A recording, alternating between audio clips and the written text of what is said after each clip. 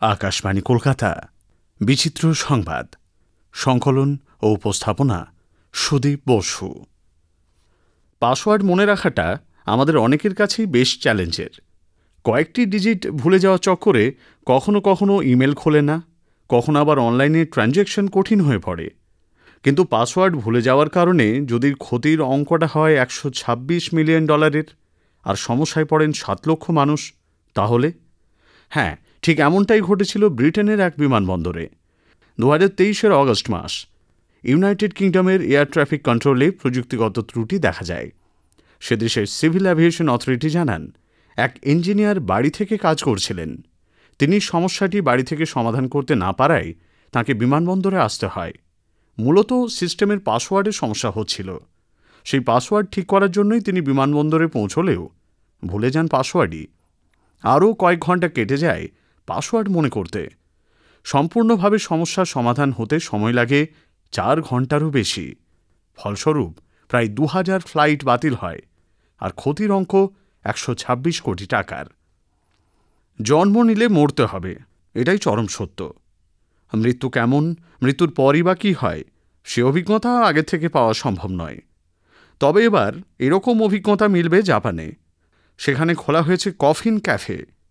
একটু বেশি গাঁটের কড়ি খরচা করলেই কিছুক্ষণ সময় কাটানো যাবে কফিনের মধ্যে। কফিনে শুয়ে নিভৃতে জীবন ও মৃত্যু সম্পর্কে নিজেদের চিন্তাভাবনাও ঝালিয়ে নিতে পারবেন জীবিত ব্যক্তিরা। ক্যাফেটি জাপানের চিবা অঞ্চলের ফুৎসু শহরে অবস্থিত। কফিন ক্যাফের মালিক প্রতিষ্ঠানটি সেই 1902 সাল থেকে জাপানের শেষকৃত্য সংক্রান্ত পরিষেবা দিয়ে আসছে। কফিনে শুয়ে থাকার অভিজ্ঞতা পেতে খরচ করতে হবে $14। সোনালি, সবুজ আর হলুদ মোট 3 ধরনের কফিন মিলবে। প্রতিটি কফিনই সাজানো হয়েছে ফুল সহ বিভিন্ন নকশায়। আরামদায়কও বটে।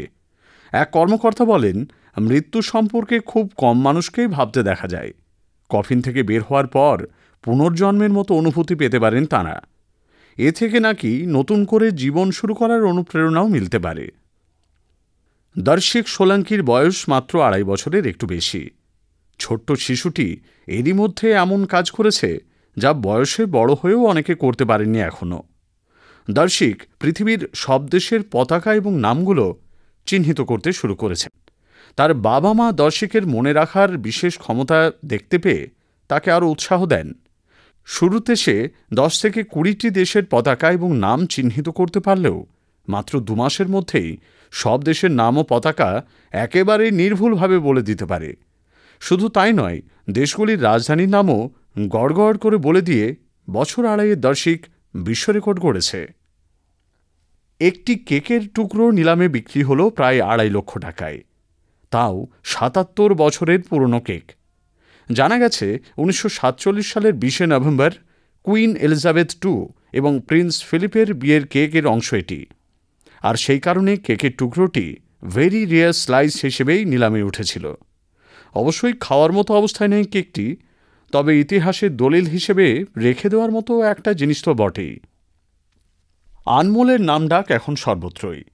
সর্বভারতীয় কৃষক মেলায় তাকে দেখতে ভিড় জমিয়েছেন কয়েক হাজার মানুষ। মেলা জুড়ে শুধু চর্চা আনমোলেরই। কিন্তু কে আনমোল? আনমোল আসলে হরিয়ানার ভালো জাতের একটি মোষ। তার দাম নাকি 23 কোটি টাকা। খাদ্য তালিকায় রয়েছে ড্রাই ফ্রুটস আর হাই ক্যালোরিযুক্ত খাবার।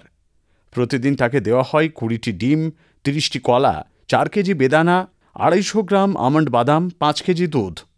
এছাড়াও অয়েল কেক, সবুজ ঘাস, সয়াবিন, ভুট্টা দানা সবই রয়েছে খাবারের তালিকায়। কিন্তু আনমোলের এত যত্ন কেন? আসলে মোষটির শুক্রাণু ও বীর্য সংগ্রহ করার জন্য হরিয়ানার বড় বড় দুগ্ধ ব্যবসায়ী ও মোষ বিক্রেতারা রীতিমতো লাইন দেন। মোষটির শুক্রাণু ব্যবহার করে গবাদি পশুকে ব্রিড করানো হয়। যত্ন আত্মীতে বেশ খরচা হলেও আনমোলকে এখনই বিক্রি করে দেওয়ার কোনো পরিকল্পনা মালিকের নেই। বিচিত্র সংবাদ শেষ হল। সংকলন ও উপস্থাপনা সুদীপ বসু।